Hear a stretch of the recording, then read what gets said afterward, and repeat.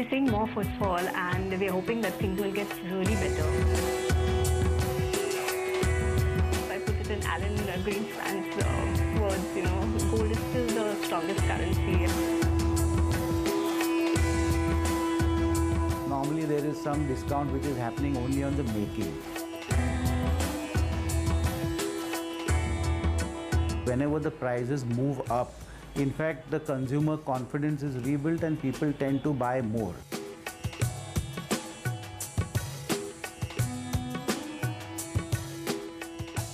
Well, that, of course, is about all the commodities there, but let's talk more about diamonds now. And Stephane, you come to India when we are in middle of a lot of festivities. In the coming quarters, there also will be a lot of weddings demand season also. What has your sense been in sense of India's demand moving forward now for this year? Well, the demand for diamonds generally worldwide has been healthy, certainly the first part of the year.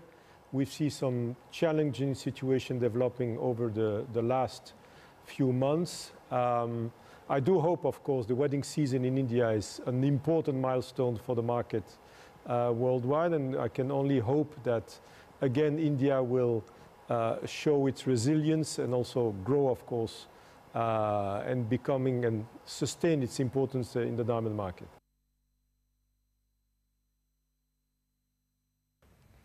Stephane, we've talked a lot about the global markets. I want your reaction on that as well. Last couple of months haven't been really good when you look at the international cues. There are demand concerns. There is a decline in equity markets. The global growth demand forecast has been put lower as well by the IMF for the year and the next year as well. With those kind of events we have seen in the global space, what has been the demand and how are you projecting it going forward from here? Well, the demand, you're right to put it that way. I mean, the demand certainly in the western part, certainly in the US has been healthy. You have seen some policies of the administration of cutting taxes. You've seen the stock market going to new heights. So certainly in the US, which represents our largest market by far, it has been healthy and strong. The East, China, India, our two main Eastern markets, it's true, have seen some challenging moments. It's still, I guess, solid markets, but yes, you've seen the stock market in India. We have a situation developing as well with the currencies, and that's very important because we have a product, a dollar-denominated product, certainly the raw material part, which affects, of course, the competitivity of diamonds in these markets. So yes, we see some challenges. Again, I hope these will be met soon. But otherwise, if you look at the global picture, we are looking at the end of year, I would say comparable to last year, which was again a very strong year. Stephane, how have been the prices been then? Have you seen any pickup here? The last couple of years, I understand, have been more on the flat side.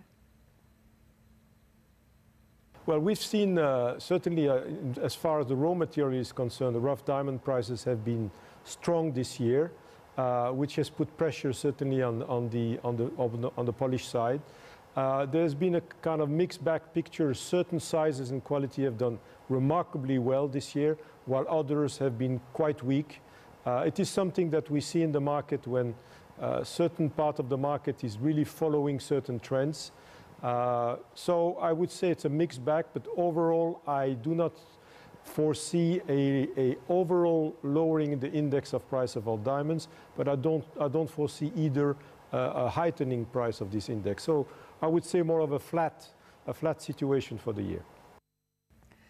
Talking specifically about India then, and it is an important market when it comes to polishing of diamonds, and India really seems to be upping its game as a consumer also.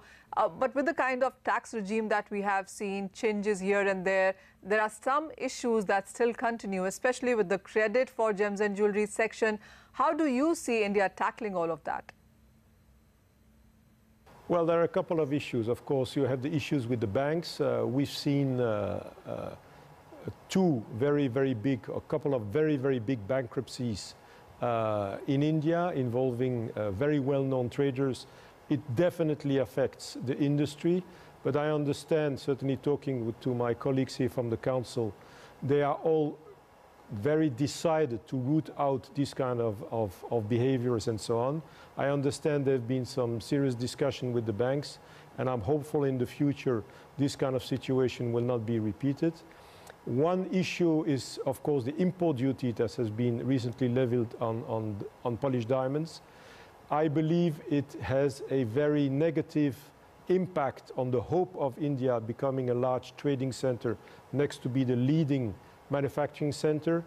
I can understand the politics around, you know, trying to raise the income for the state across the board, and certainly trying to curtail some imports. But again, it has a very negative impact on the industry here.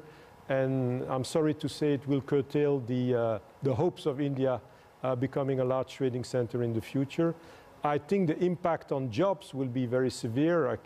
I believe it can be to the order between 100 and 200,000 jobs that are certainly threatened by this measure. But of course, as an outsider, I'll leave the government and the industry to try to clear the situation at best for both parties. Stephane, for this quarter then, what is your demand projection going forward? What numbers are you working with? Well, I think the demand is also, we are in a very, very competitive market, I would say, for luxury products, and then we compete against also other new products like technological products. It is, of course, up to us to continue to convince the consumer that diamonds have a very particular appeal in terms related to their preciousness, to the experience people have when they buy diamonds. And it's, yes, we are in a very, very competitive environment. Again, our numbers have been growing the last few years.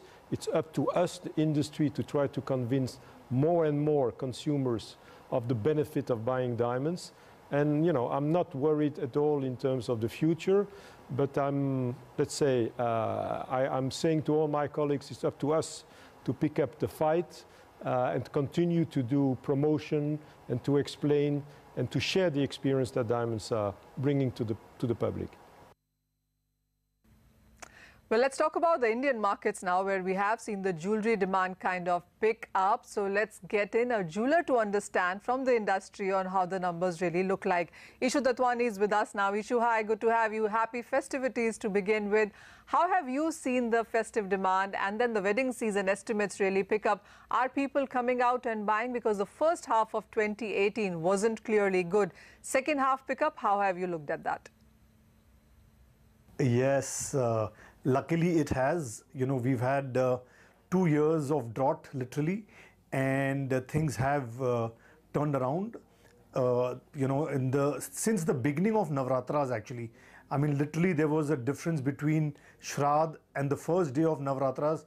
We could feel that there is a change in the consumers walking into the store, in the sentiment itself, and starting that day, things have only looked up.